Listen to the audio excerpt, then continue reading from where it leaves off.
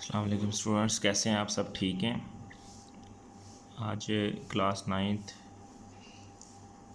Chapter number 1 physical quantities and measurement. ठीक है, उसी नाम ने फर्स्ट लेक्चर में पढ़ा था फिज़िकल क्वांटिटीज़ को। नेक्स्ट पढ़ते हैं बेस क्वांटिटीज़। ठीक है स्टूडेंट्स, टेल के साथ आपको समझा रहा हूँ, तो आपका भी काम बनता है कोई क्वेश्चन हो तो पूछा करें। सबसे पहले हम इसकी डेफिनेशन में देखते हैं। तो डेफिनेशन में base quantities are the quantities on the basic of which other quantities are expressed. यानी कि बेस एक ऐसी क्वांटिटी है, ठीक है, बेस एक ऐसी क्वांटिटी है जिसके साथ अदर क्वांटिटीज़ भी एक्सप्रेस्ड होती हैं। ठीक है, उसके बाद बेस क्वांटिटीज़ कितनी हैं? सबसे पहले आपको ये पता होना चाहिए, बेस क्वांटिटीज़ हैं आपके पास 7।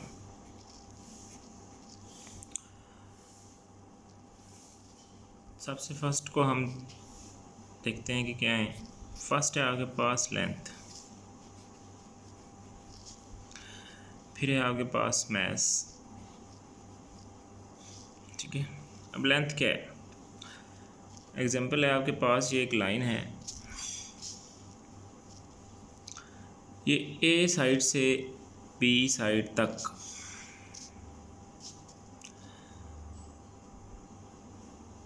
अपनी कुछ ना कुछ लेंथ शो कर रही है। ठीक है, इसलिए हम लेंथ की यूनिट को लिखते हैं कि मीटर। लेंथ की यूनिट क्या है? मीटर। ठीक है, हम मीटर से फिर किलोमीटर्स में जाते हैं, यानी कि कम से ज़्यादा।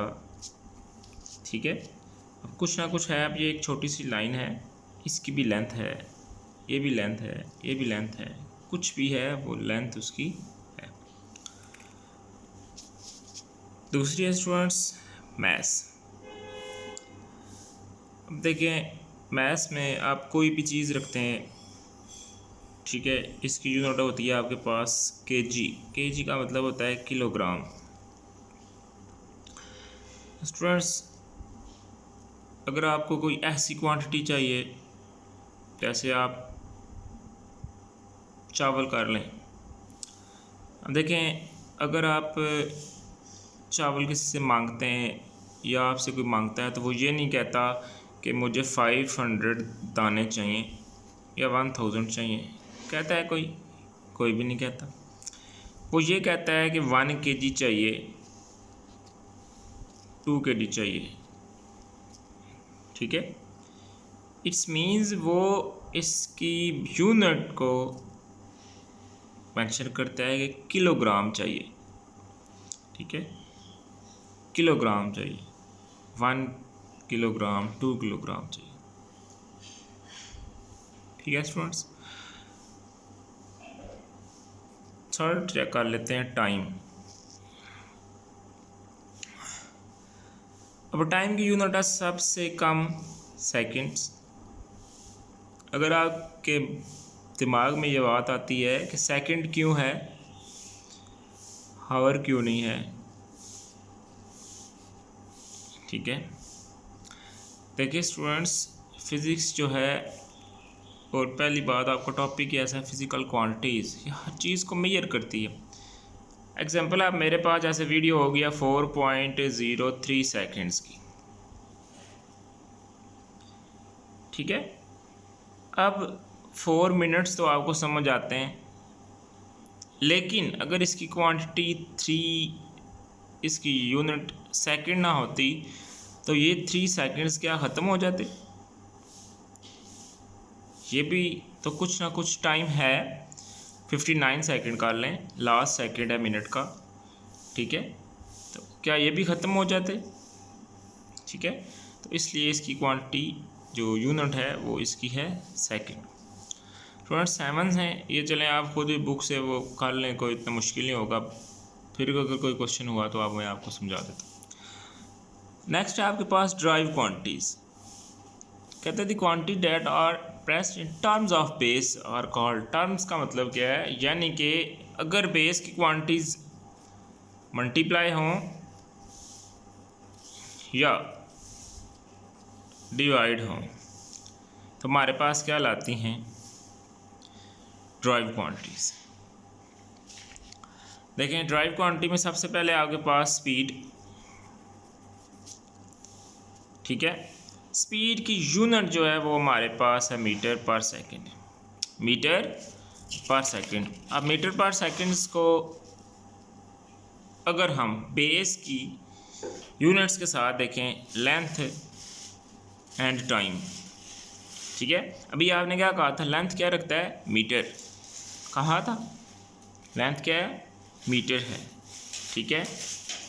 और एस क्या है, यानी कि सेकंड, एस क्या है, सेकंड यानी कि टाइम, ठीक है। तो आप क्या लिखेंगे, लेंथ लिखेंगे, यानी कि speed is equal to length by time.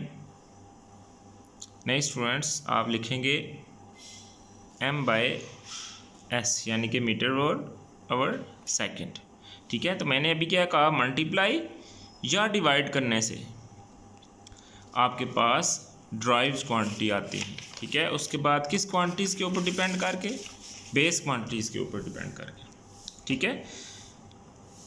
देखें यूनिट कोई भी है ना ड्राइव की, वो डिपेंड किस पे कर रही है, बेस क्वांटिटी की वजह से कर रही है, मीटर पर सेकंड, ठीक है, मीटर पर सेकंड।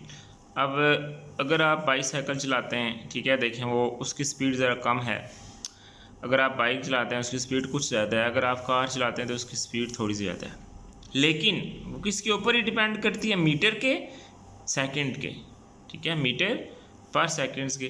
तो आप ये भी कह सकते हैं किलोमीटर पर आवर, ठीक है, एक आवर में वो कितने किलोमीटर तय करेगी। अब साइकिल वाला बंदा गरीब है, ठीक है, तो वो सेहत उसकी कमज़ोर है, तो साइकिल के ऊपर वो इतना सफ़र तय कैसे करेगा, ठीक है। बाइक वाला फिर भी कुछ ना कुछ कर लेगा, लेकिन कार वाला किसकी वजह से, अपनी स्पीड की वजह से ज़्यादा डिस्टेंस क्लियर करेगा, ठीक है।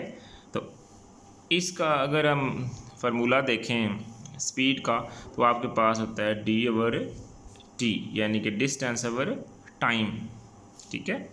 तो डिस्टेंस क्या है, लेंथ है ना, ठीक है। तो इसलिए हम क्या लिखते हैं, मीटर, और टी इसलिए लिखते हैं क्योंकि सेकंड यानी कि टाइम, ठीक है। स्टूडेंट्स वीडियो बहुत ज़्यादा हो जाती है तो अपलोड होने में प्रॉब्लम होती है, वरना एक दो एग्जांपल आपको मैं और समझा देता, ठीक है। अगर फिर भी कोई क्वेश्चन हो समझ ना आए तो मुझसे पूछिएगा।